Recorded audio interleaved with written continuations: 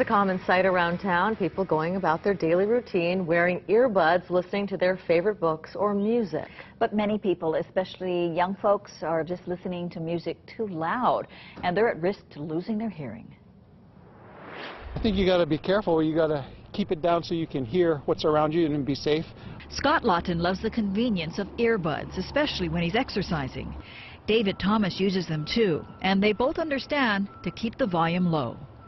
Definitely. There's always a chance of injury if you listen too loud or too long.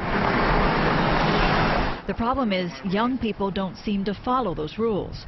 A new study released by the World Health Organization found 1.1 billion teenagers and young adults are at risk of hearing loss because their music is too loud or they're spending too much time in noisy venues like clubs and concerts.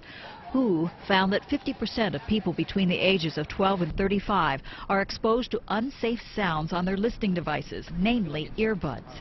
Dr. Edson Hirohata from the UH Department of Communication Sciences explains just how dangerous loud sounds through an earbud can be.